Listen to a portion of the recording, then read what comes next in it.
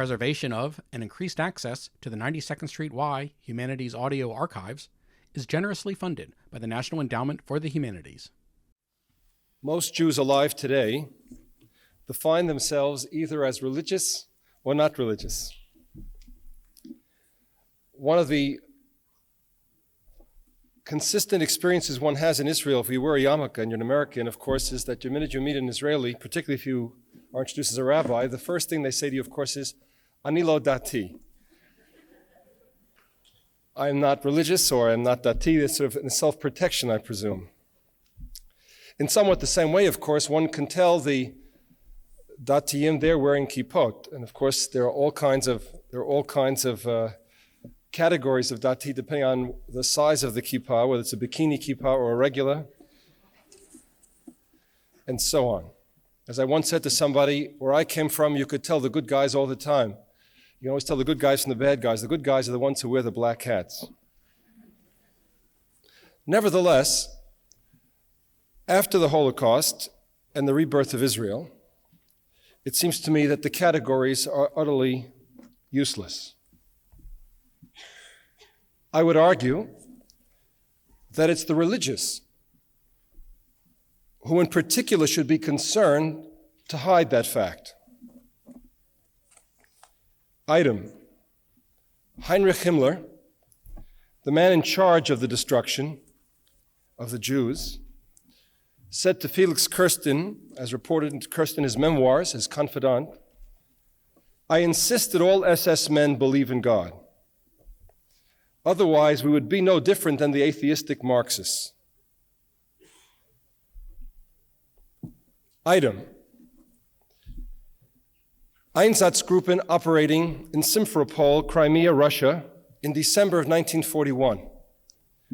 According to the testimony of the Einsatzgruppen trials, the commander of the Einsatzgruppen was called in by the head of the German army in that area. It was December 1941, and the general explained to him that Christmas is coming, and it would be destructive of the spirit of the holiday. It would cause too much anguish to the soldiers if the shooting of the Jews was taking place on Christmas itself, for the shouts and the screams were disturbing. And therefore he asked that the job be completed before Christmas.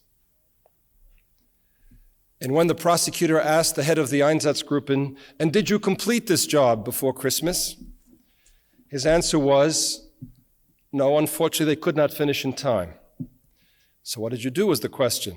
The answer: "So we got up early Christmas morning before sunrise and took out the last of the Jews and shot them before the other soldiers arose, so as not to disturb their spirit. And then," he said, "we got back to camp just in time to attend the Mass, and it felt good." The prosecutor at that very trial reported, and I quote, "Many of the affidavits for the defendants introduced on behalf of the defendants spoke of religion. One related how Siebert, the head of the group I am describing, often accompanied his mother to church." One of the heads of the Einsatzgruppen, Ernest Bieberstein, was a defendant who was a minister of the gospel. He left the church in 1938. At that time, he repudiated Christianity, and he claims to have founded a religion of his own. The prosecutor asked him whether he attempted to offer comfort and solace to those who were about to die. His answer was that since the Bolshevist ideology advocated the movement of atheism, one should not throw pearls before swine. Then came the following question and answer. Question: did you think that because they were Bolshevists and had been fighting Germany, they did not have souls? Answer: no. You did believe they had souls, then, didn't you? Of course. But because they were of the attitude which you have expressed, you did not think it was worthwhile to try to save their souls? Answer: I had to assume these were atheists. There are people who do not believe in God who have turned away from God. And if I tell such a man a word of God, I run the danger the person will become ironic. Well, suppose he did become ironic. That could not be any worse than the fact he was going to be killed rather soon. Suppose he did become Iranic. How did that harm anyone? Answer, these things are too sacred to me that I would risk them in such situations. In the disturbing record of the silence of the church during the Holocaust, something which we have heard repeatedly and have perhaps even fixated upon, there is to me an even more disturbing non-silence of the church. For the evidence is that the church did speak out many times for Jews, but overwhelmingly it spoke out for those Jews who were converted to Christianity, again and again demanding their release, again and again interceding to save their lives. If you keep in mind the fact that the Vatican had eyewitness reports of what was going on in Auschwitz, that it knew that they were burning children alive, that it knew the full record that we have seen unfold these past lectures, and yet it spoke for those Jews who were converted to Christianity and not the others, then it seems to me one is making the following statement. If you believe that Jesus Christ is God's only begotten Son, who sacrificed himself for the sins of mankind, then one should not be thrown in alive into a pit, or starved to death, or separated from one's mother. But if you do not believe that Jesus Christ is God's only begotten Son, given in sacrifice to save mankind, then it's all right if we do that to you. Now, I say this not to score points at Christianity. There were indeed Christians who died to protect Jews. There were Christians who died because they were Christians resisting Hitler.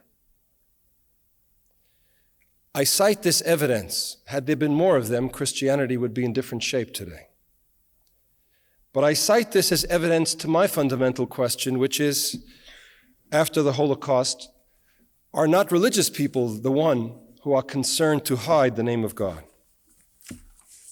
For when a Bieberstein can say it is too sacred to allow it to be mocked, as he shoots down men, women, and children, is it not time to hide God's name, say for 200 years or more, until the murderers forget, and then perhaps it can be brought out again?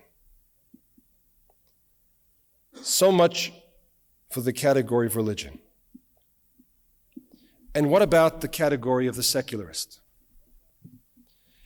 The Talmud Bavli in Yuma, Samach Tet Amud Beis, tells the following story.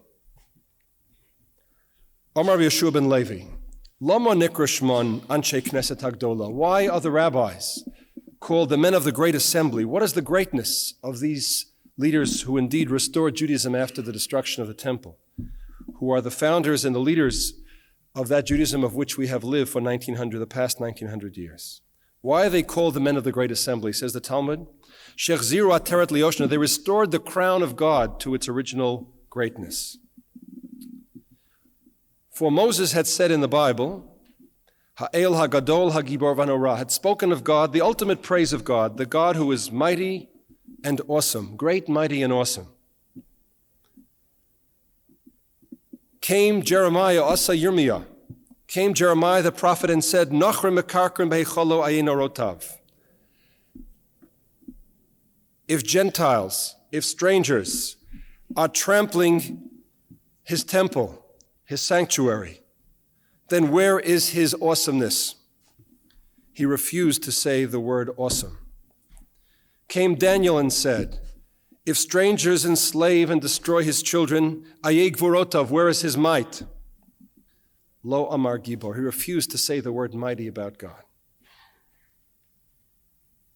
In short, one could speak neither of God as great, nor mighty, nor awesome after the destruction. Asa inhu ve'amru, came the men of the great assembly who took those very words and placed them in the Shmon Esrei, in the central prayer of the Jewish service. In the central moment of praise of God, they restored those words.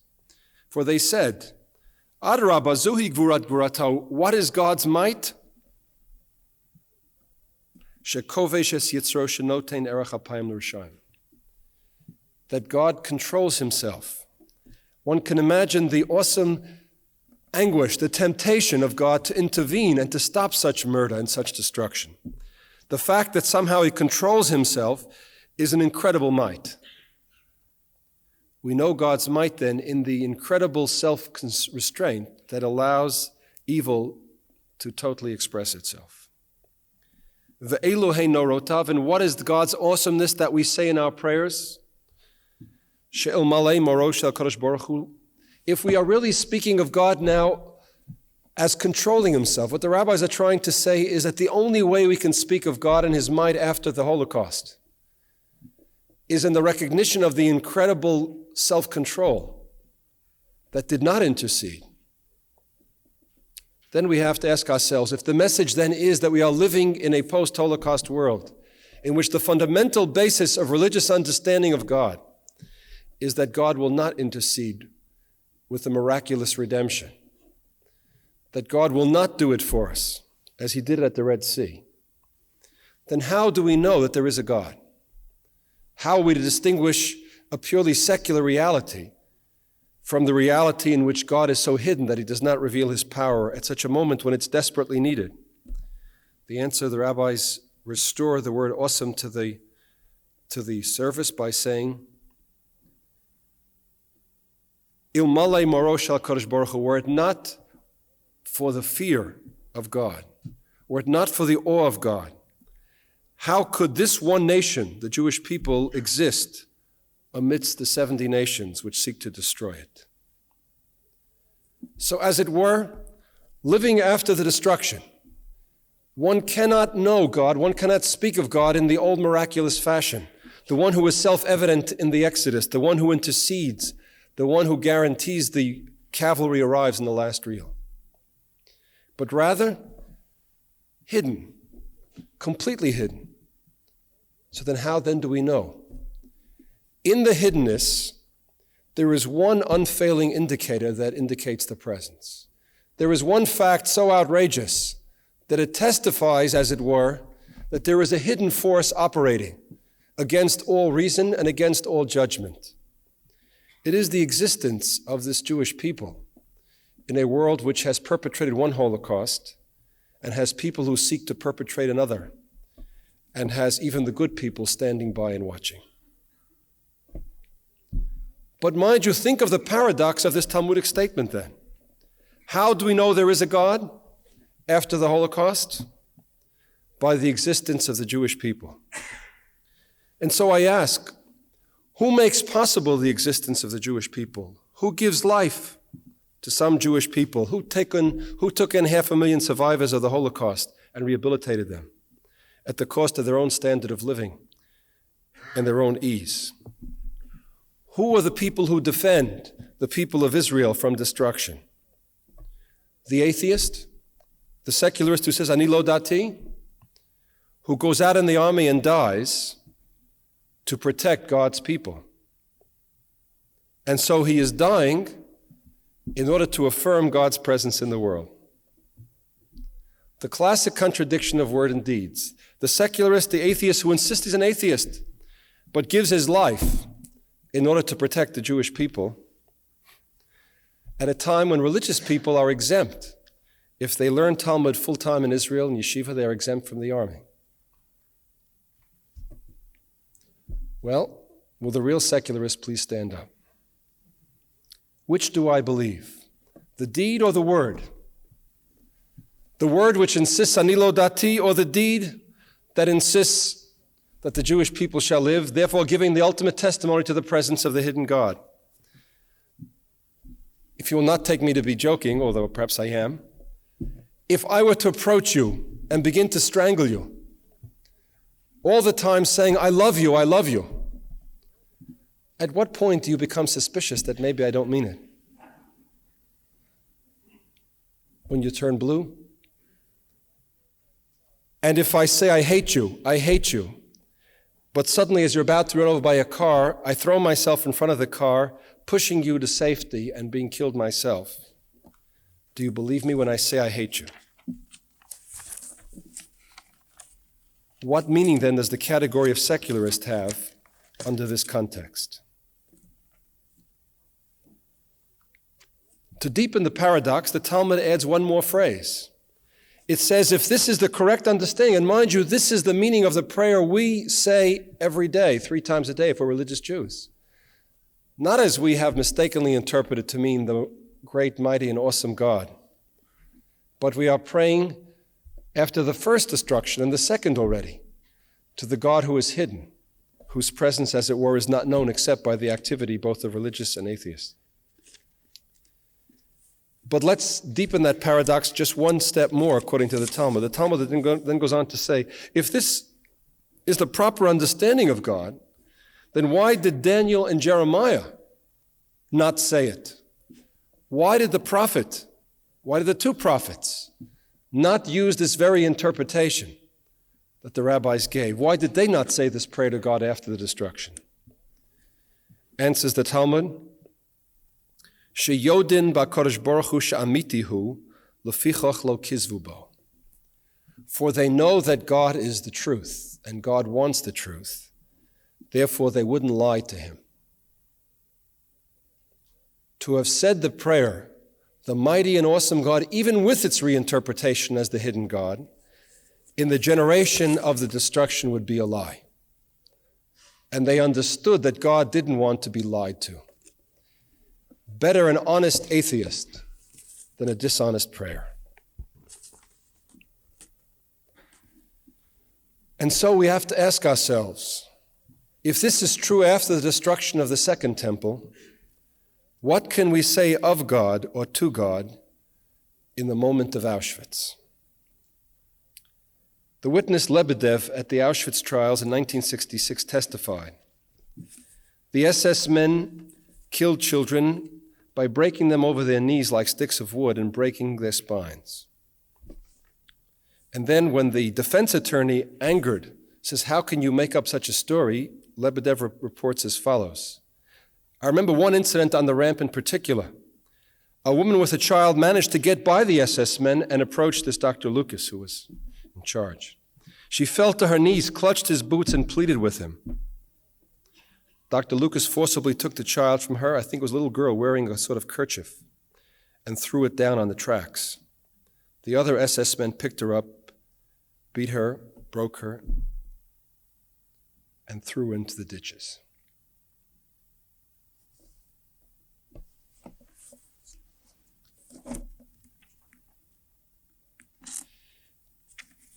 Tadeusz Borowski, in describing the scenes of 1944,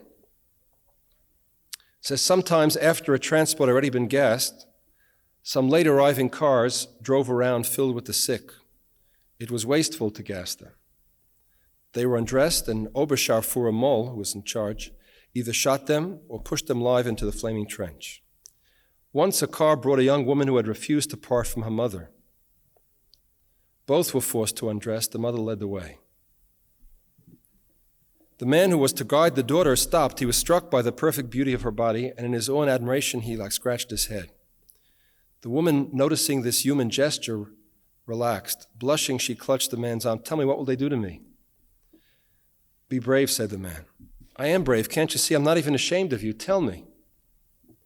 Remember, be brave. He took her by the hand and led her on. His other hand, he covered her eyes. The sizzling and the stench of the burning fat and the heat gushing out of the pit terrified her, so she jerked back. At that moment, Oberscharführer Moll fired without aiming. He was bored, you see. The man pushed the woman into the flaming pit. As she fell, he heard her terrible broken scream. That is to say, because he wasn't paying attention, she fell in alive.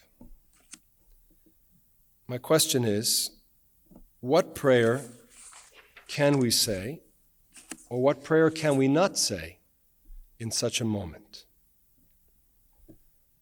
What puzzles me is that religious Jews apparently say all the prayers still.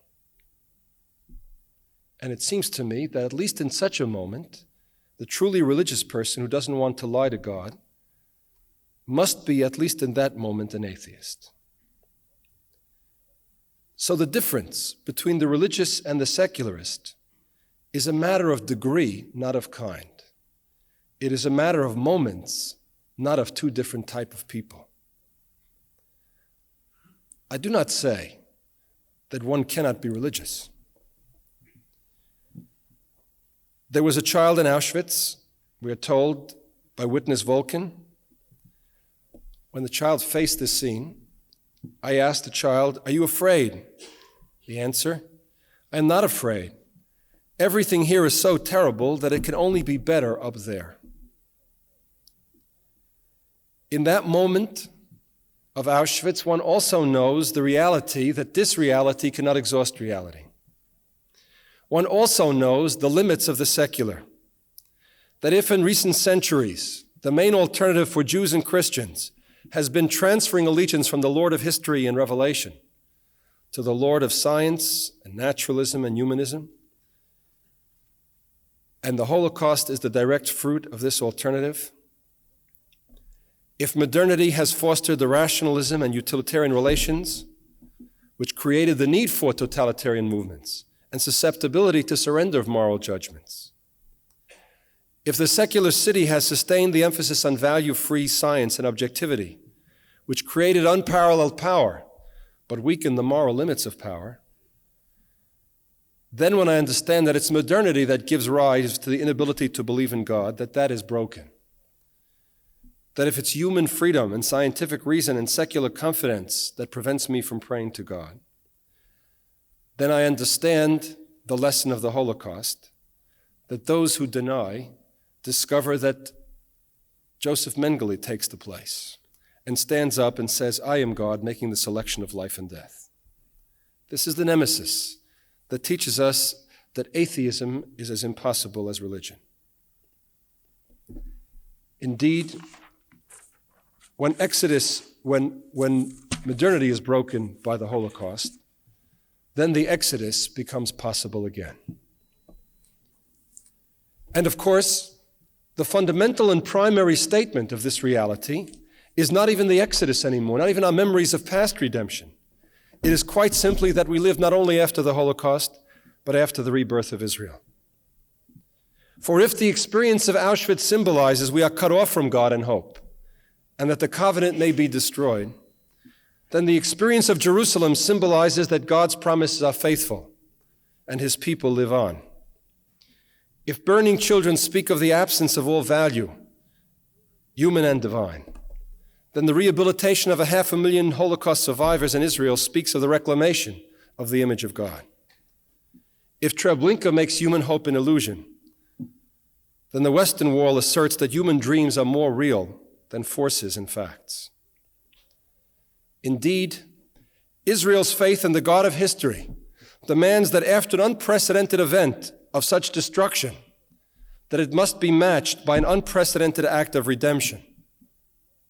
And this has happened in our lifetime, and we live after both.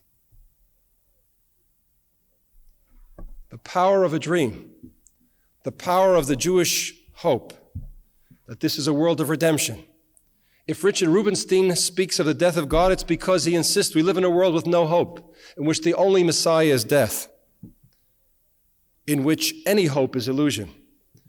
But we are the witnesses with our own eyes to the reality that that hope and that dream is more powerful, and that even all the power of oil can only threaten, it has not yet broken that dream. What Jerusalem taught us is that there are dreams that are more powerful than realities. You know that story they tell of the first siege of Jerusalem. And I think of that story often because we are worried sometimes now what will be. If you've read O Jerusalem or any of the other books that describe the siege of Jerusalem, you know that if we ever came close to being wiped out, it was in the very first. Looking back, one could say that the margins in 56, and 67, and even 73 were much greater than the margins we had in 48. There's a story told about 48, whether it's true or not, I don't know, but some stories, as Elie Wiesel once said, some stories are true or they never happened. The story is told that Jerusalem in the final days of its siege in 48 was all but forced to surrender out of food, out of water, and out of ammunition. And indeed it was that ceasefire that saved Jerusalem, gave time for replenishing before the fighting broke out again. Had there not been the ceasefire, it would have been destroyed. But the story goes, in the last day before the ceasefire, the Jews are terribly upset because the rumor is, or the report is out, that the Arabs will make one last push to break into the city before the ceasefire goes into effect. And this fellow, Chaim Yankel Cohen, is put on guard duty at one of the gates. And, so told, you have to stop the Arabs. They're going to stand the pushes tonight. You've got to do it. Tonight's the night. If we stop them tonight, that's it. But we must hold them back. He says, fine. He says, there's only one problem. We're out of ammunition. In fact, we're out of guns. So he said, what should I do? They say, look, we're out of guns. Here's a broom. Make believe it's a gun. Do the best you can. My God. Absolutely shattered. What he says there, praying, God, this can't happen. I can't believe it. He's staying here with a broom. What am I going to do if they come? He says, just tonight. Don't let them come. If they're going to come, not at this gate, please, somewhere else. Praying all night, hopefully, 2 o'clock, 3 o'clock, 4 o'clock, praying till dawn. Suddenly, at 4 o'clock in the morning, just before the dawn, just when he thinks he's made it, he hears footsteps. Oh my God, this is it. There's a group coming at him. He doesn't know what to do. This is clearly it, but he doesn't have, finally decides, the only thing is he's got to bluff it. So he says, halt or I'll shoot. But the enemy doesn't stop. They keep coming right at him. They're completely unafraid of him. He says, halt or I'll shoot. They keep coming right at him. Finally, in desperation, he figures, well, let me take at least one Arab with me. He lifts up the broom with all his might to clobber the first man. He's about to swing. Suddenly, he comes into view. It's his brother, Moshe. God, he breaks down, sweating, crying. He says, Moshe, you Meshuggah. He says, why didn't you answer my challenge, you fool? Do you realize that if this would be a real gun, you'd be dead by now? Moshe says, don't be silly. You can't hurt me. I'm a tank.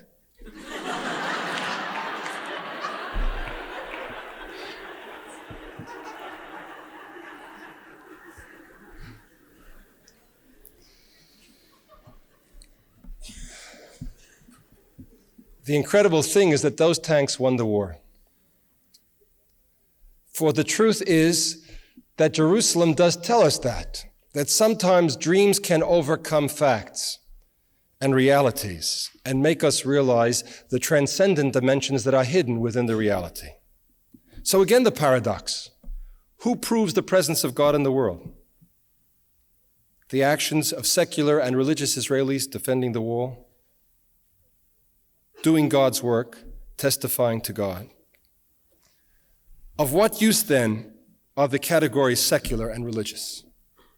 Indeed, my answer is they are of no use. They are misleading.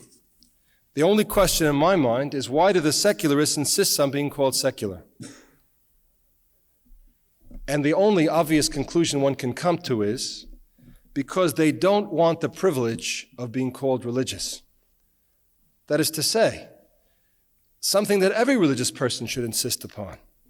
That living after Auschwitz, I voluntarily waive those rights of the religious. That means, if I'm religious officially, the church will try to save me from the pits, while others will be burned alive. That no religious person wants to be known as religion because I have no right to be separated in faith because of that. If to be religious is to be exempt from risking my life to protect the Jewish people, while others die for God, then I have to hide the fact that I believe in God in order to be eligible to protect the others. It seems to me that in such a world, if one is ethical and one believes in God, then one has to hide it. In some sense, we have to put away the belief so that it will neither exempt us from our obligations to God or hopefully be forgotten by evil men, so they'll never use it. And when it's totally forgotten, we will then bring it out. And so it becomes the task of the religious to hide the religion so deeply that no one will know until somehow then we can show the truth. How many times have I pointed out that in 1967, Jean-Paul Sartre, the great atheist, broke with his Arab allies to say that Israel must live, even though he had made his reputation and moral standing by supporting the Arab Third World. But Pope Paul VI, who like myself is so firm he wears a yarmulke all the time, could find nothing to say. So I come to conclude more and more that indeed secular Jews are simply those religious Jews who so profoundly believe in God that they wish to hide that fact. Well, then how can one tell a secular Jew from a religious Jew, or a real religious Jew from a fake secular Jew, or whatever the equivalent is? The answer, of course, is you can't tell except by their actions. Those who respond to Jewish history in this moment as commandment, those who respond to the presence of God not with words but with deeds, show they are religious. Those who do not, do not. One of the fundamental lessons of the Holocaust was that all is permitted. Men in charge of those selections, men in charge of the gassings and providing chemicals for the gassings, came back after the war and became members of boards of directors and judges in courts and secretaries to the cabinet. So all is permitted. Why then would somebody not commit ethical crimes against others if he can get away with it? The answer clearly is, if somebody consistently shows this reverence for another that will not take advantage, even though all is permitted, that clearly shows there's only one possible explanation. They recognize, as it were, the presence of God. It is the fear of God that prevents them. And it makes no difference what they say with words. If their actions show this consistent respect, then they betray the fact that they believe in God. And those whose actions violate it, those who take advantage of old people and exploit them, no matter how many yarmulkes they wear, their actions speak louder than their words. Once I discovered this reality, of course, I made a stunning discovery. In secular Israel, the secular land of Israel, there's a law called the law of return, Chok HaShvut. This law states that any Jew anywhere in the world is guaranteed automatic admission to the land of Israel, anytime they need it. It was passed by the Knesset, supposedly a secular institution. Passed by the Knesset, one of the very first laws passed by the Knesset, because after the Holocaust they were determined that never again would any Jew anywhere in the world be denied the possibility of saving his life, because the religious commandment is never again, and because millions would have been saved had this law been on the books and Israel been available before. And so, at all costs, one must make it available. Now, I'll tell you something very interesting about this law. As I thought about this very interesting law to begin with, talk about responding as commandment, I discovered that this law is a threat to the existence of the state of Israel. As a matter of fact, one of the most important and consistent claims the PLO has used against the state of Israel to justify its claim that Israel is a racist state is because of this law. It insists that this law gives Jews a special privilege, hence it is discriminatory and racist. I discovered not only is this law used against Israel's legitimacy and therefore a threat to its safety and security in the eyes of many non-Jews. In fact, if I were a smart secular Jew, I would have repealed that law. It would have been a very good move from the point of view of politics and public relations. But if I believe there is a God who has commanded me and I have no other choice, if I believe that after the Holocaust this command is so total it's worth giving my life for, that it shouldn't happen again, then I wouldn't repeal the law no matter how much pressure I got. Not just from the secular Arabs, but from the religious Jews. Thanks to this law, if I'm a secular Israeli, I have been repeatedly condemned for violating Jewish law by the Orthodox. Because the whole fight over who is a Jew, the whole fight grows out of this question that there is a Chok HaShvut. The whole issue of there is a Jew al pi halacha is because the law of return exists. For 2,000 years, did you ever hear anybody fighting about who is a Jew? Or fighting to be defined as a Jew? Who would be crazy enough to want to fight for that distinction? The answer was, for 2,000 years, it wasn't worth fighting over. It is just that the state of Israel suddenly said, if you're a Jew, you're guaranteed asylum and entrance, even if you are sick, even if you have tuberculosis, although in America one couldn't get in with that. All of a sudden, you can get in a car tax-free if you're a Chok HaShvut, so of course it's worth fighting about. So again, if it was not for the fact that I personally feel that securing the existence of the Jews around the world is absolutely a commandment from a force beyond me, so I have no right to repeal it. If it wasn't for that fact, I would have repealed it and thus stopped the rabbis from criticizing me if I were a secular Israeli. It's not a question just the rabbis criticizing or the PLO. Think again of what happened in 1974, right after the Yom Kippur War, when the fate of the state of Israel hung in the balance, when the nation was shattered by the crisis of the war. It was impossible for months to form a government because of this issue, because they were fighting about what is the halachic or non-halachic definition of a Jew. So who betrays themselves as being a religious Jew who are bound by a command from above them and therefore they don't repeal the law? The secularist?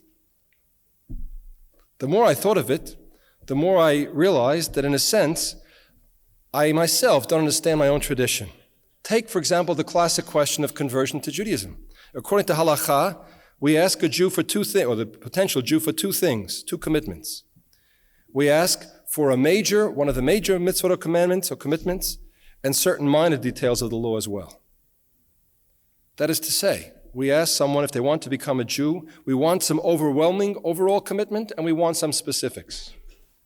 Well, it seems to me, a Jew who comes from Russia to Israel, in Russia they discriminate, but in Israel, if we lose the war, they destroy us.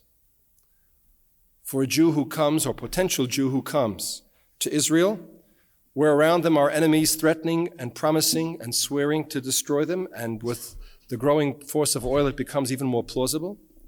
And I voluntarily choose to be part of the Jewish people. What more overwhelming statement can there be of Kiddush Hashem? That I'm prepared to risk my life and to give it if necessary, in order that this people exist, which in turn testifies to the presence of God. I would say that's a reasonable enough major commitment. And of course, I don't mean to slight the minor commitments either, whether they be giving to UJA or keeping Shabbat or eating kosher or any of the other thousands of details of Jewish tradition. So when I thought it in those terms, I suddenly discovered again, who are the secularists? In fact, I came to see more and more that indeed we are living through an incredible masquerade in our time. That the people who are masquerading as secular consistently respond to the guidelines the tradition gives me to find out who is a religious Jew. And the more I thought of it, the more I realized there's only one possible explanation. It's just that I had been stereotyped. I had been so conditioned I didn't think. Once the Holocaust burned through my own categories and the blindness fell off my eyes, I discovered the answer. And in fact, although I'm reluctant to share this with you, for I'm endangering the special condition of these people, I decide I have no choice, for if we're living in this generation, one must tell the truth. The answer I discovered is obvious. That the so-called secular Jews are indeed the religious Jews who have decided to hide this fact in order to restore God and the pristine beauty of religion to this world. Only they've hidden it so well that there's only one possible explanation, of course. And the key is, as you well know, in the famous story of the Lamed Vavniks. According to the Talmud, and according to Kabbalah and Jewish tradition, the world that we live in is so full of evil and cruelty and suffering that when God gets disgusted, he wants to wipe out the world. But he looks around and he sees the 36 righteous who are so saintly and so good that for their sake he lets the world exist. However, here's the catch. They are unknown. Because to have that kind of goodness and that kind of righteousness, one must be unknown. If you know you're a saint, you're not that great a saint anymore. To have that kind of goodness and righteousness, you must not only be unknown to the world, you must be unknown to yourself. If you know how good you are, obviously again. And so there have to be 36 hidden righteous who sustain the world. And that was the breakthrough, by the way, of the revelation I'm about to make to all of you this evening. For the more I thought of it, the more I realized I had discovered the secret not only of secularism, but of who the Lamed Vavniks are. We all dream of knowing the Lamed Vavniks. And up to this generation, we couldn't discover them. But I thought to myself, what am I talking about? I'm living in the generation of the Holocaust. Think of the evil. Think of the ugliness. Then if that is true, then think of the forces of demonism that are so strong, and think of how incredible the 36 righteous must be who sustain this world that we live in. That they are so righteous and saintly that God keeps the world going even when this kind of reality exists. And that, of course, was the key to my breakthrough. I realized if they're that saintly, then they couldn't possibly hide anymore. Anybody with that degree of righteousness would have to give themselves away. Impossible. And so I decided to track them down. And of course, it was obvious to me how to track them down. It's very simple. The first thing is I have to make sure I can look where they couldn't possibly be. That's where I'll find them. That is to say, obviously, I could immediately rule out it's none of the great religious scholars and saints that I knew. Many of them I believe and continue to believe are among the most saintly men I know, but obviously if I know them as great saints, they couldn't possibly be the 36 righteous. The more I thought of it, the more I realized there's only one possible way the righteous could hide. They would have to be people who are so righteous that they convince me, they convince even themselves that they are not. But if so, how would I know who they are? Well, the answer is obvious again, by their actions. When it comes to talking about God, they can always come out and say, I don't believe in God, to fake me out, to throw me off the track, obviously. So I had to learn to ignore their words, to dismiss them. How could I tell if he's really an atheist or if he's just putting on an act to throw me off the track? The answer is obvious. The actions, no Lamed Vavnik would ever do the wrong thing.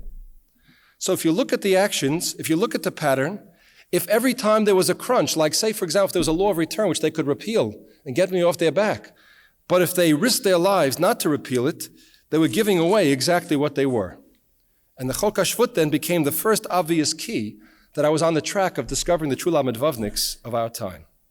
Well, I could go on and tell you the full story of this incredible detective job, which I believe will go down in history as one of the great old-time sleuthing jobs, but it's not worth it. It's too complicated. I'll just give you a kind of a short, brief summary of the whole business. For example, as I tracked it down more and more, I discovered that indeed I had found them. The climax came in a hidden cache of documents which I found in a cemetery outside of Prague, where the protocols of a special meeting which was held in 1884 were discovered by me. I intend, of course, to publish these minutes with editing. However, they're taking a little time to get them straightened out, so I'll read you a brief excerpt from that meeting tonight. Okay? I hate to reveal this, but I must. What happened is that in the year 1882, a group of Mikubalim, Kabbalistic scholars, yeshiva students who were profound mystics, were learning in the yeshiva of Zhytomyr. They were learning around the clock, day and night. They were deeply devout Jews, and they wore kapotis and payas and shtreimel, and they sat and learned all day, and they thought only of God and the Shekhinah and the divine presence in this world. And suddenly, one day in the middle of their studies, they were called out by their leader. And the leader said to them, emergency! They said, I'm sorry, we don't want to leave our Gemara. We have to learn all the time. In fact, if a Jew ever would stop learning, if ever the world was without learning for 1 minute, the world itself would dissolve into chaos. But the leader said, this is a matter of life and death. You must come. It's pikuach nefesh. Saving a life overrides everything, so of course they came. Then he said to them, gentlemen, I have very important news to tell you. I have been looking around Europe, I've been looking around the world, and I've discovered nationalism. They said, nationalism? What's nationalism? Is it milchig or is it fleshig? And is it kosher? What's nationalism? He said, I'll tell you what nationalism is. It's not just nationalism, by the way. I must tell you, it's also modernism and technology and science. They said, is it good for the Jews or bad for the Jews? He explained to them. He said, you have to understand, you have to imagine what's happening, my fellow Jews. We are living here as Jews in the ghetto. We're living in our own little Dalet Amos Halacha, our own little world of Torah. But there are forces going on in this world, developing tremendous sense of power. People are developing their own nationalism. Thanks to technology, they'll develop their unprecedented capacity for power to kill people en masse. And thanks to nationalism and modernism and other forces that will undermine people's security and people's roots, they will feel free to come to power and destroy people. And the net result of this is, God forbid, if not in this generation, the next generation, God forbid, instead of living and letting the Jews live, they could turn on the Jews. Only unlike the bad old days when they could only kill a few Jews, thanks to progress in science and technology, they may be able to kill all the Jews without limit. Chas v'shalom, everybody started screaming, God forbid, never, we must stop it. We'll do anything. What should we do to stop this? He said, I hate to tell you this, but you're going to have to stop learning. They began to scream, stop learning. Are you crazy? The world exists for the sake of learning. You have to stop learning. Are you out of your mind? What are we going to do? He said, look, we have to get all the Jews out of Europe as quickly as we can. We may have 10 years, we may have 50 years, we may have 100 years. But how much time do you think we really have? We've just got to get them out as quickly as possible. I said, okay, that's a good idea. He said, let's face it. There are very few countries in the world that will take all these Jews. And if they could go there, they'll just be exposed to the same danger all over again. There's only one place where possibly all the Jews could go, we could save them. That's the land of Israel. So we'll have to go to Israel. But they began to say, you can't. You have to wait for Mashiach. You have to wait till God is going to bring us back. He said, we have to go to Israel right now. We can't wait much longer. Every day we delay, the Jews may be caught in Europe. If we start now, maybe we'll make it in time. The man said, oh, you don't know, this is crazy. I mean, he insisted again, finally said, okay, we'll go. We'll go. What are we going to do now if we go to Israel?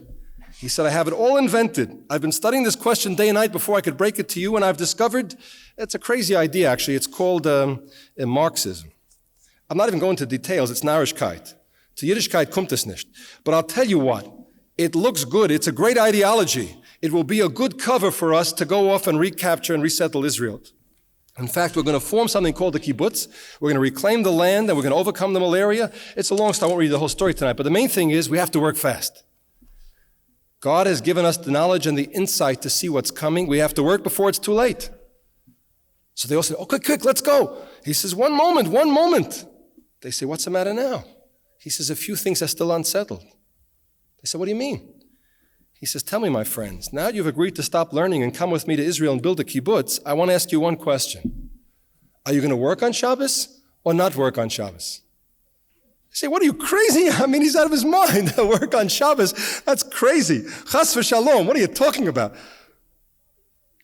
He says, tell me, are you a religious Jew? Why are you a religious Jew? To express your needs because you like to keep Shabbos? Because how could I live without Shabbos either? But the answer is, if you don't work on Shabbos, that's 1/7 of the time we have left before the destruction. Are you going to look me in the eye and say later, when 1/7 of the Jews who could have been saved will not have room for them, we didn't build enough kibbutzim? Are you going to look at me and say that you had your Shabbos? You're going to work around the clock 7 days a week, and you'll say a bracha when you do it. You'll be so committed to it.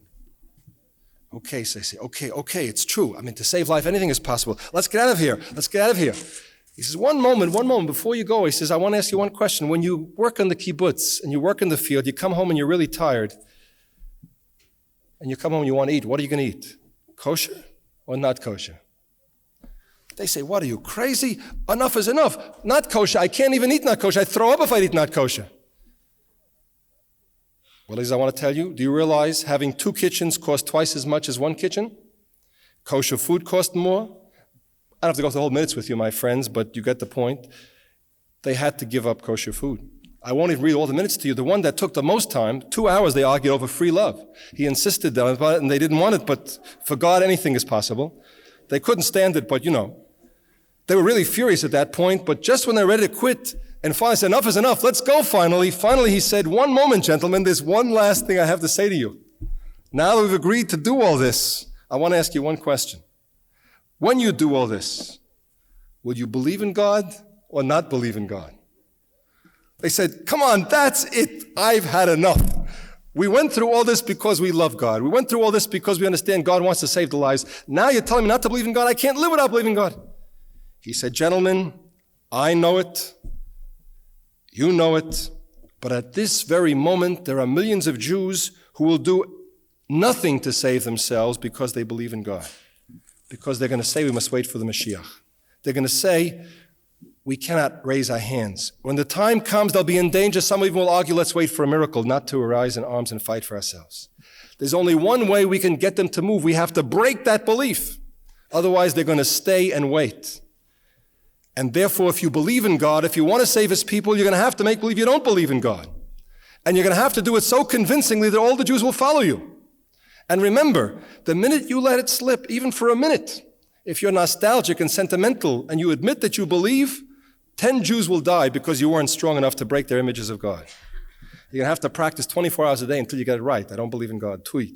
When I discover these, until the end of the meeting. Now, when I discovered the meetings, when there's minutes of this meeting, you have no idea. I went out of my mind. I mean, it was the most incredible discovery. I suddenly realized I had in my hands the document that explains not only the last 100 years of Jewish history, but I really knew where the Lamed Vavniks were. It was those people who I'd suspected all along, the people who were the Chokashvut and were giving their lives and so on.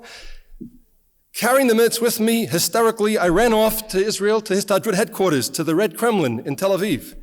I came charging up to the room of the Secretary General. I broke into the room. He was in the middle of an important meeting. He looked a little strange when I came charging into the door. I said, there you are, the Lamed Vavnik. He looked at me and said, who's this man? What are you doing here? I said, you can't pull this act anymore. I know the whole story. I got the minutes right here. I know you're religious. I know you believe in God. I know the whole story. He says, get this man out of here. Arrest him. Get the police. I said, of course you're arresting me. I blew your cover. You're trying to get rid of me.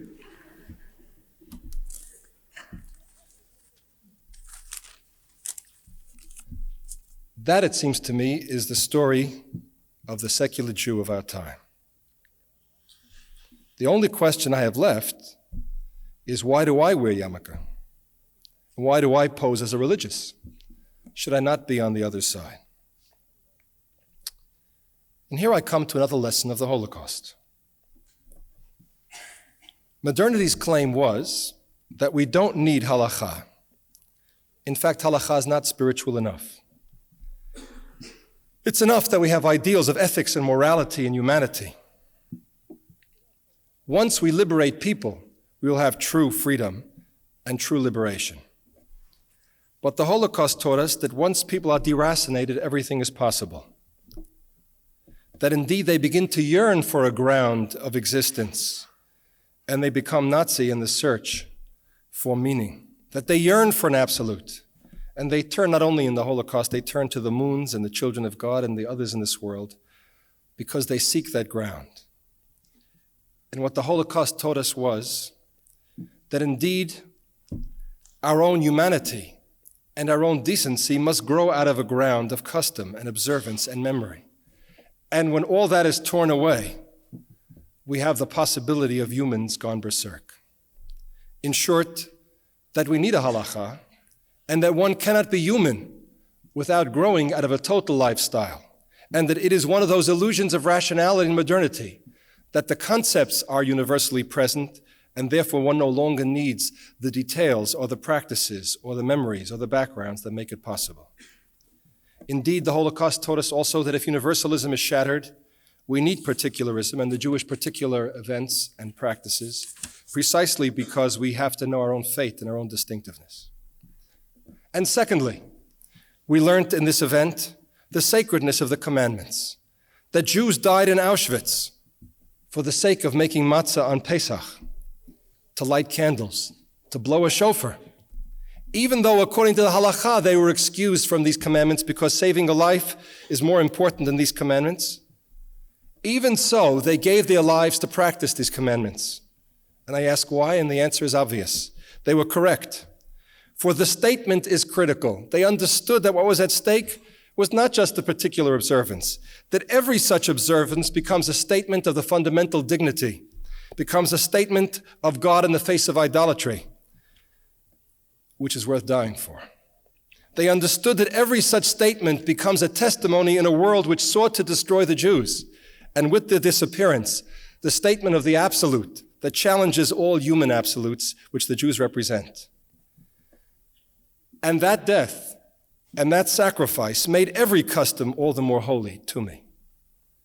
As Joseph Landis once said, if Ivrit is Lashon HaKodesh, if Hebrew is the holy tongue, then in the destruction, Yiddish has become Lashon HaKadoshim, the tongue of the holy ones, and therefore sacred. And therefore I have come to love indiscriminately every Yiddish film, every custom, and I have come to love indiscriminately every halacha. And thirdly, because I believe that a fundamental response is needed, that is to say that the Shoah itself and the rebirth of Israel itself becomes to us a commandment and a halacha which demands its own observance.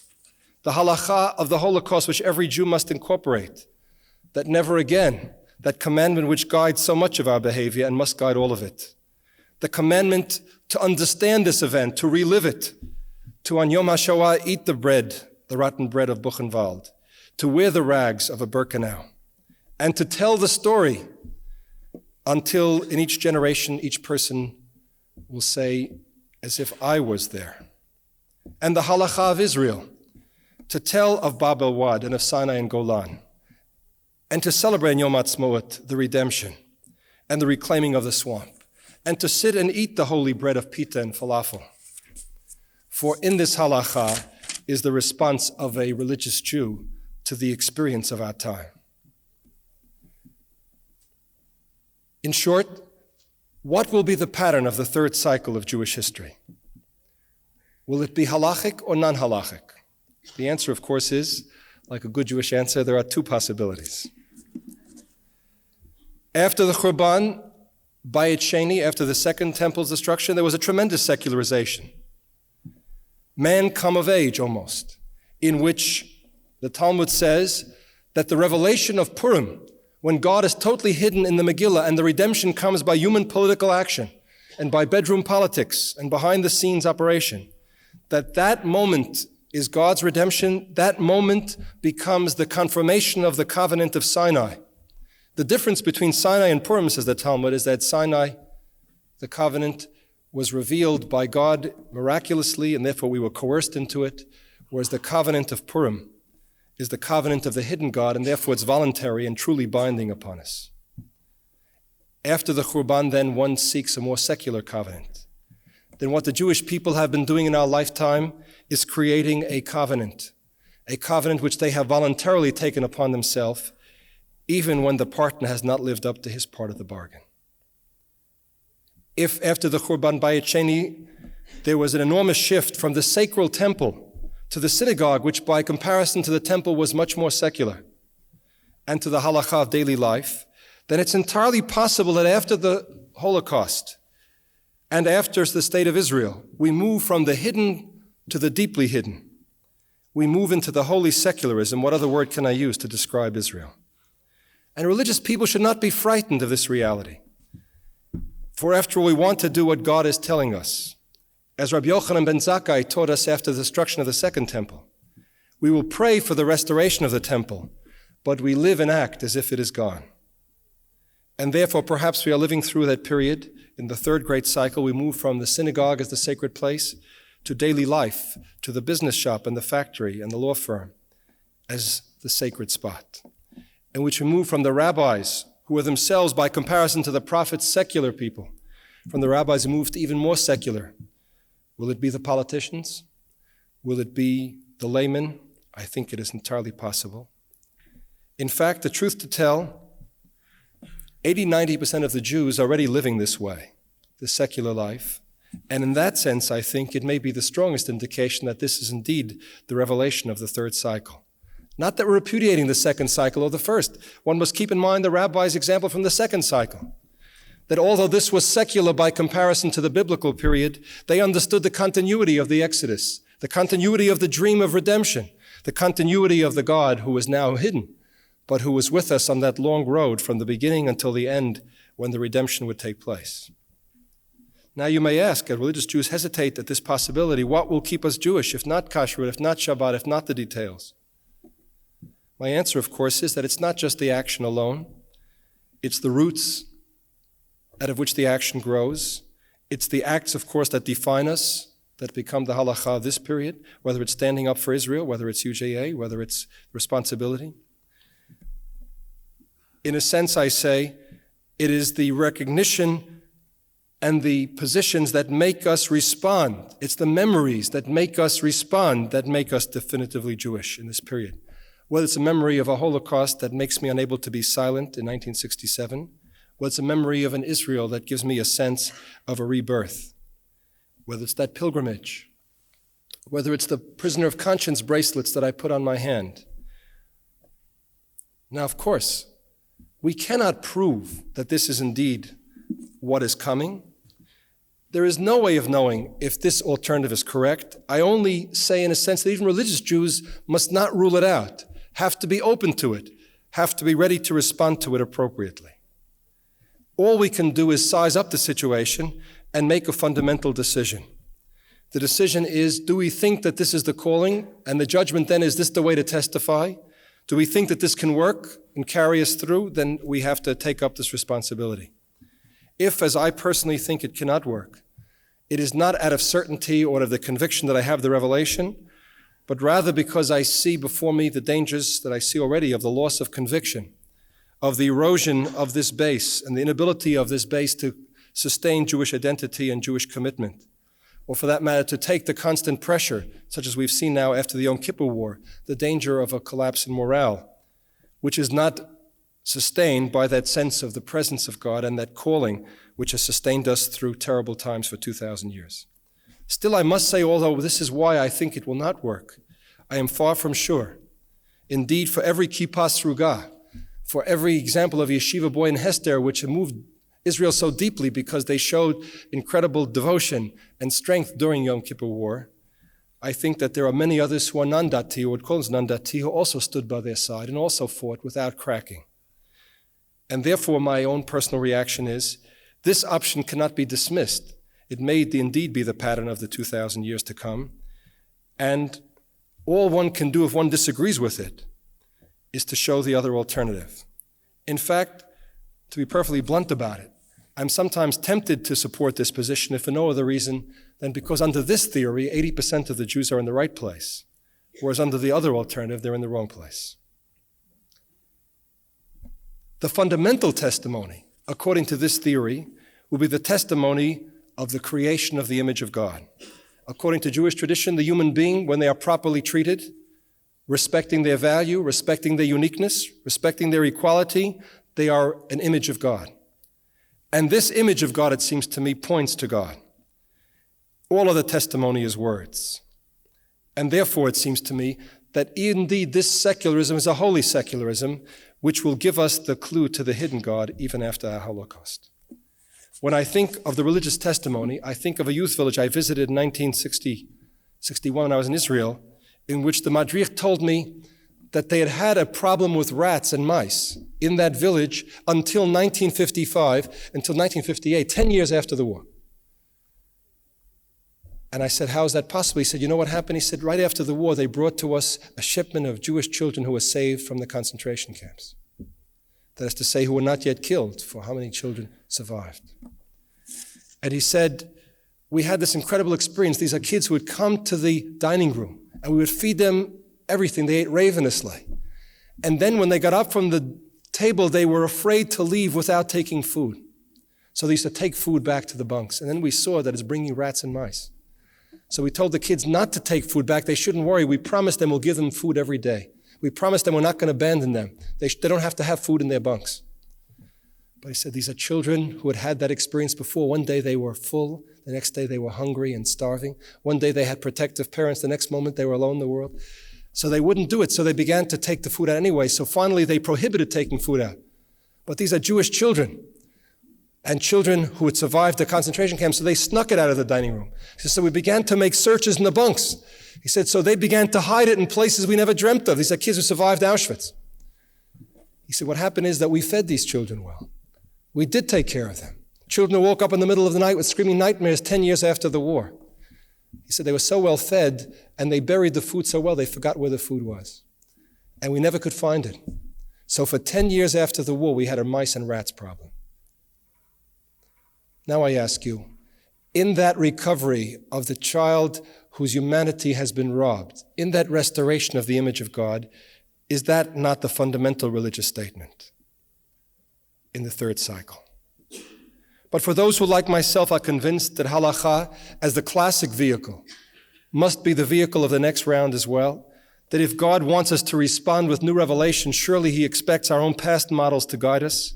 For is it not our own past models that are the best guide when we try to create new models? Then how is one to respond to this possibility? That's the second possibility. And the answer, it seems to me clearly, is to narrow the gap between Jews and Halacha. I don't say necessarily make it easier, but to narrow the gap. That means to narrow the moral gap where the Halacha offends morality. It means to narrow the lifestyle gap where the Halacha does not incorporate the freedom or the creativity or the affirmation of joy of this life that is so characteristic of the good side of modernity. Then this has to be brought within the Halacha to narrow the gap. That one must develop a continuum idea, the recognition that every path of Halacha is valuable, even if it is not simply the classical one.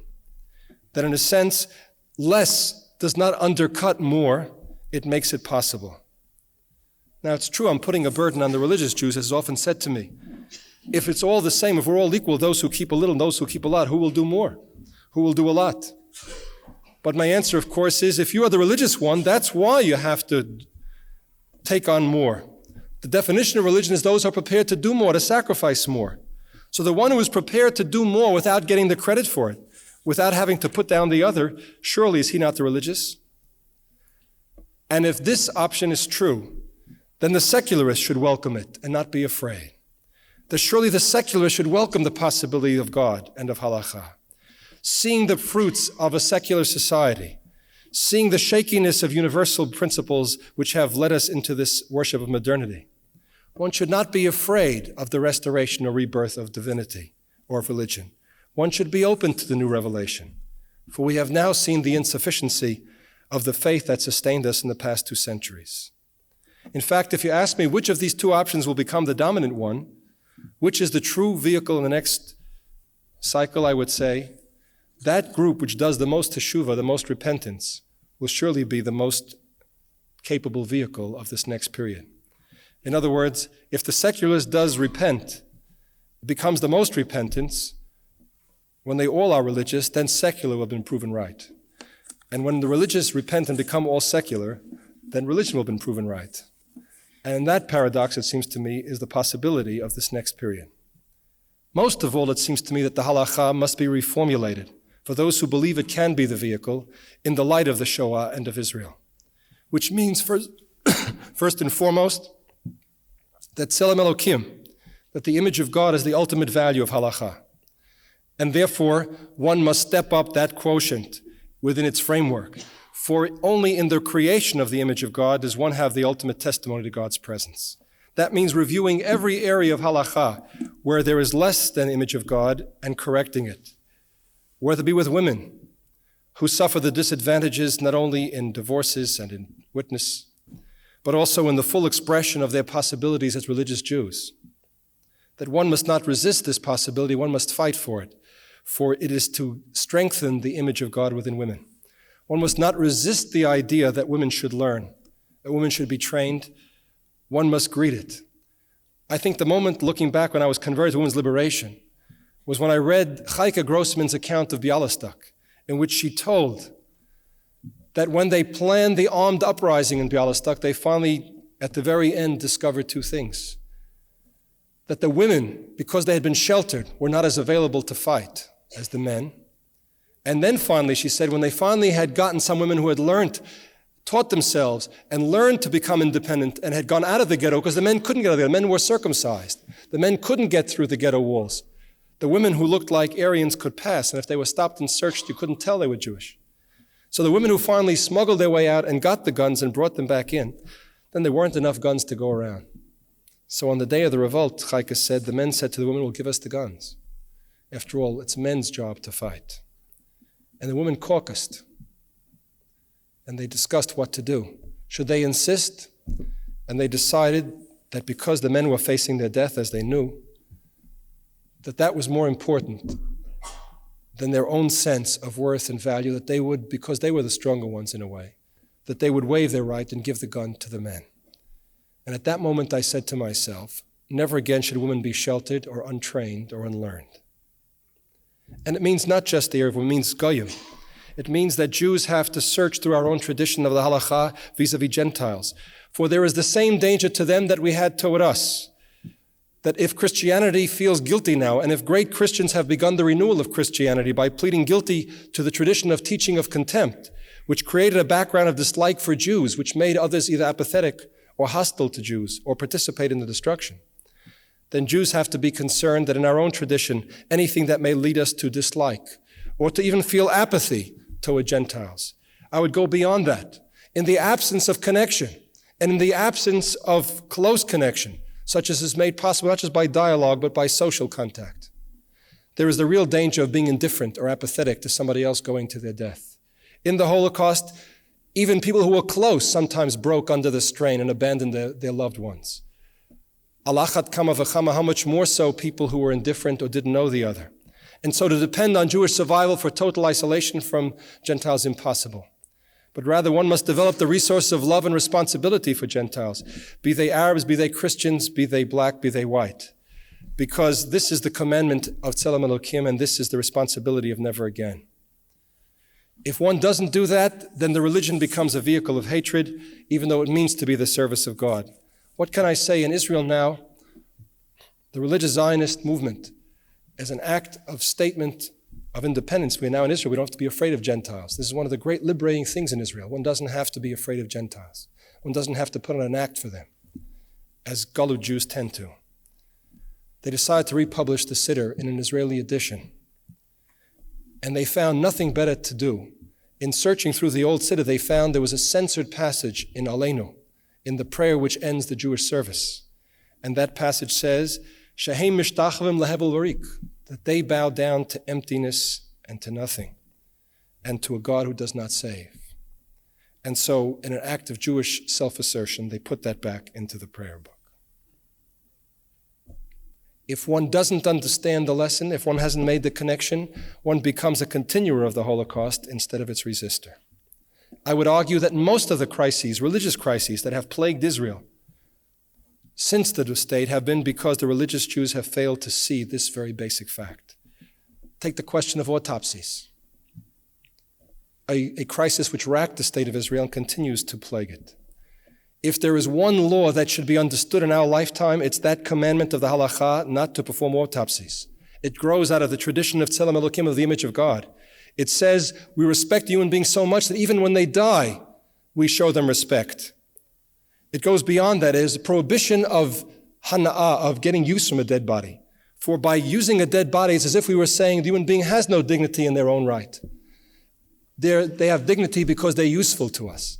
And now that they no longer have usefulness because they're dead, we want to get the last possible use out of them in order to make them useful to us as a thing. So the Halacha says you shall not have any benefit from a dead body.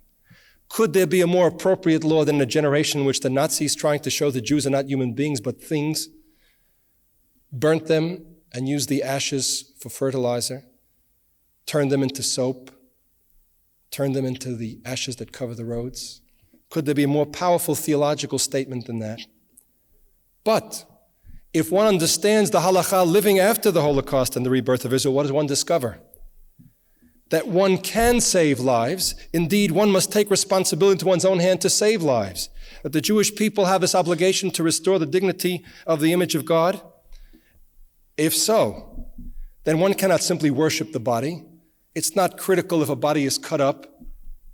Millions of Jews have neither burial nor a body that was shown respect in this generation. And therefore, the real task is not just to permit autopsy if that will save a life. It's the obligation to require an autopsy if that saves a life.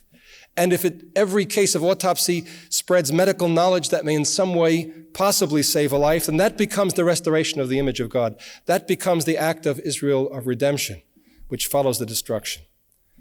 And that kind of conception would pave the way for the doctors not to try to force their viewpoint on religious Jews, but indeed to meet them halfway and to try to understand that there's no reason to fear the freedom to choose whether I want an autopsy or not, because religion will require it if necessary. Take the question of who is a Jew, and how do we define that? Is it not in part a failure because of the lack of understanding what it means to be committed, of what kind of risk one takes by becoming an Israeli, by living in Israel? And should this not be taken into account in defining who is a Jew? I'm not suggesting simply a set of substitutions of modernity or liberalism for halacha.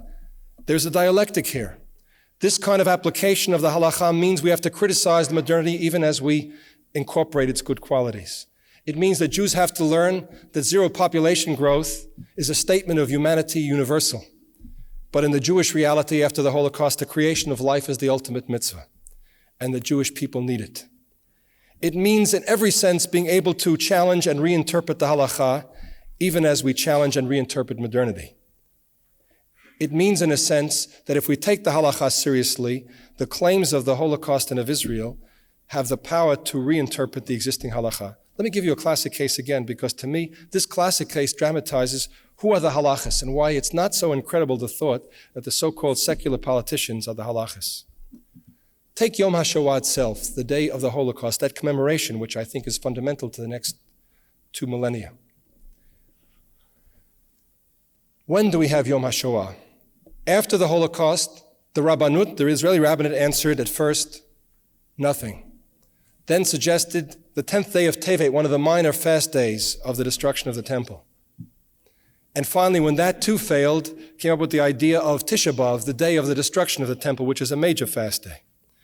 in both cases seeming to me utterly failing to grasp the basic religious message, that if the destruction of the temple brought into being the 9th day of Av as a fast day, 4 fast days in fact, how many fast days should come into being after the destruction of the Holocaust? And to fail to see that is to show that even when one keeps Tisha B'Av, one doesn't understand, one is not acting religiously, halachically. So who understood there must be a special day of commemoration and mourning because that is the halacha? Surprisingly enough, it was the Israeli so-called secular Knesset, acting religiously. Further paradox, they understood not just that you have to have a special day, it has to reinterpret the existing halacha. What happened? When does Yom HaShoah come out? You may know it comes out at the end of the month of Nisan. Now you ask, why at the end of the month of Nisan? The answer is because the secular Israelis wanted to have it on Pesach, on Passover. I want to show you how the Knesset is the vehicle of God's doing, even though the Knesset doesn't know it and the religious Jews don't know it. All right? Because the secular Israelis at that time were so hung up on Jewish non-resistance in the Holocaust that they wanted to have Yom HaShoah on Pesach because that was the day the Warsaw Ghetto Revolt began. They were so hung up on armed resistance, you see, that was the only day worth commemorating, not the death of the 6 million Jews who resisted as best they could by living and by keeping their traditions and by keeping the humanity, but you had to show a fighter. In a way, they're right, there has to be a special day. In a way, they're wrong, that you shouldn't focus just on the uprising.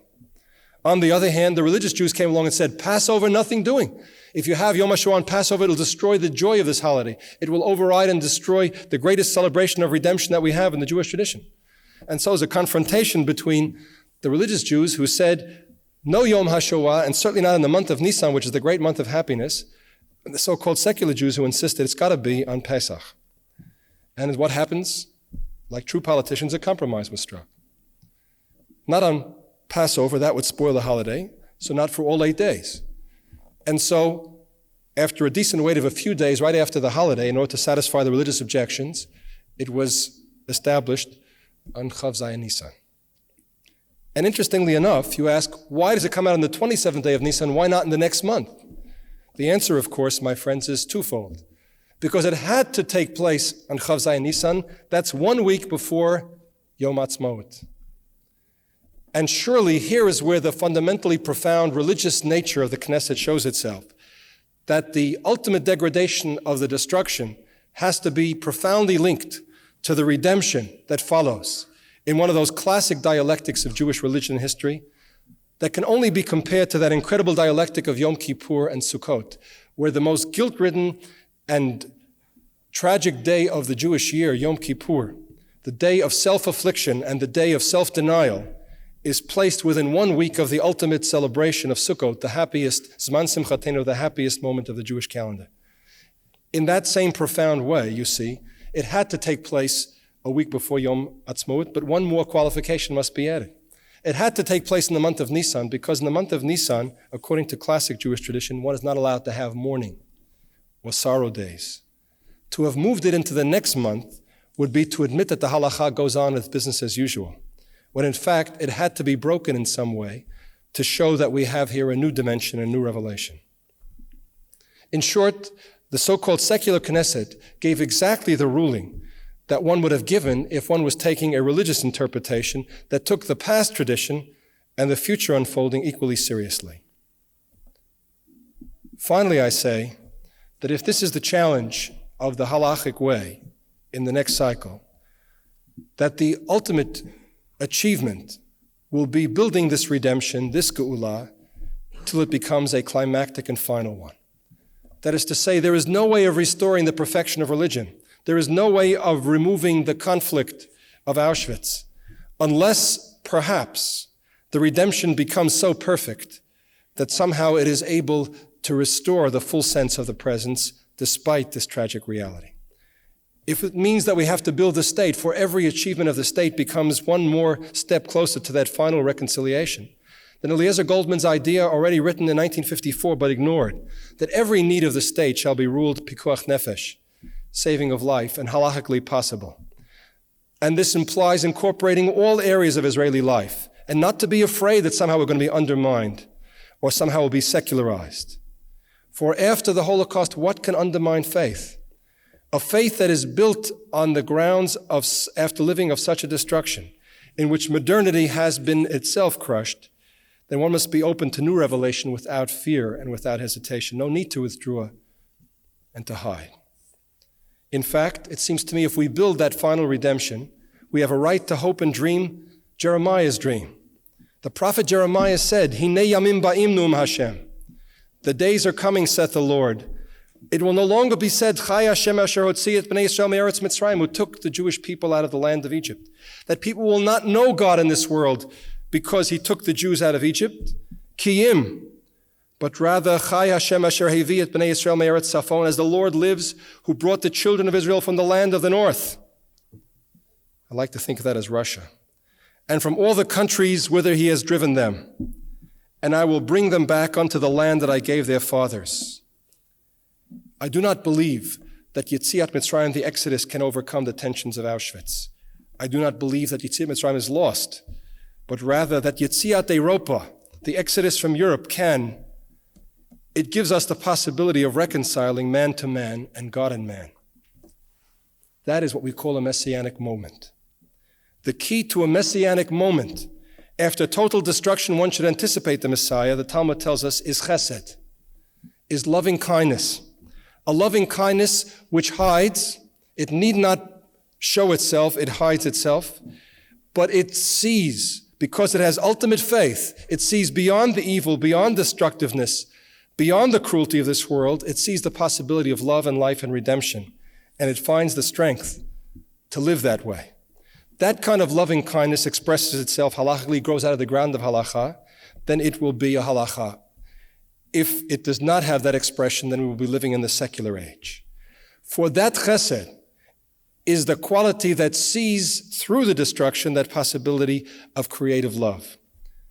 If you ever consider the genealogy of the Messiah, the Talmud tells us that the Messiah was born after the destruction of Sodom. In a moment when the worst, most dreadful evil of Sodom and Gomorrah was so bad that the Lord had to overturn it.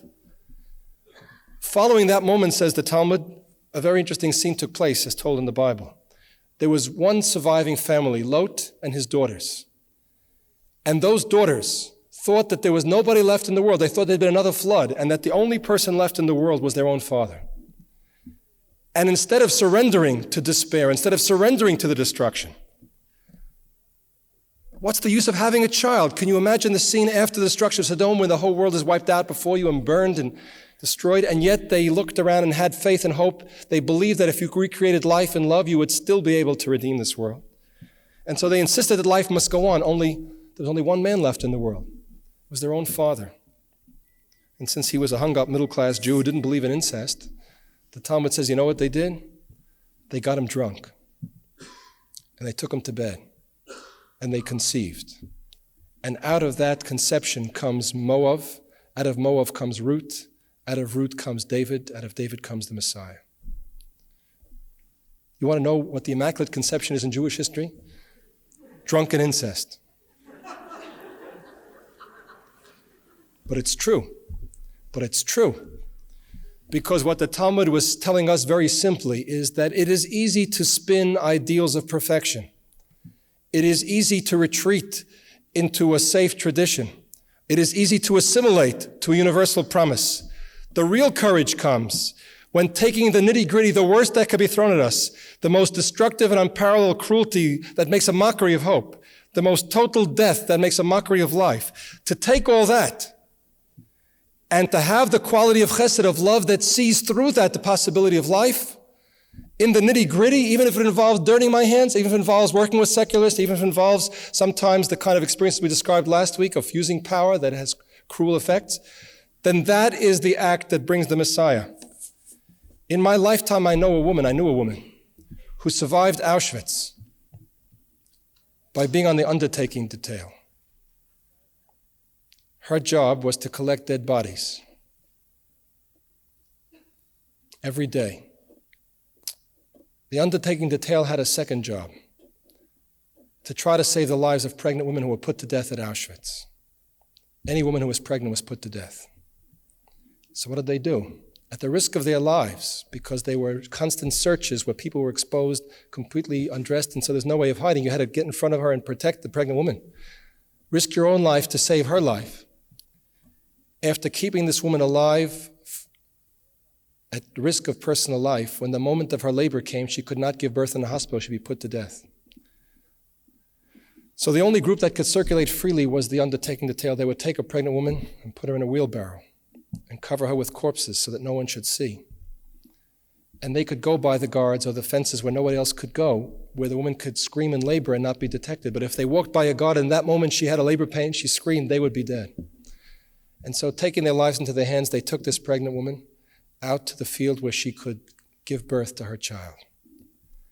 And then, having given birth, it was my friend's or other friend's task to take that baby and strangle it, to save the mother's life.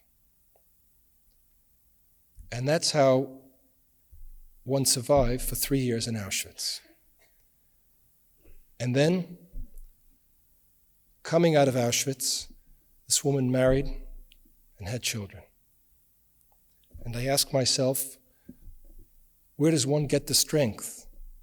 And the answer, of course, is that that is the quality of chesed. How did it happen that in the camps after the war, there was the highest birth rate in the world? How did it happen that people who had these memories could raise Jewish children? The answer is, if that can be done, then the Messiah can and will be brought, that life can overcome death.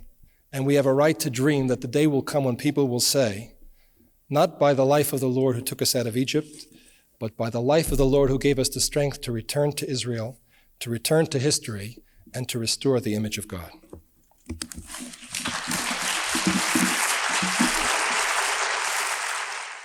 Thanks for listening. For more information on the 92nd Street Y, New York, and all of our programs, please visit us at 92ny.org.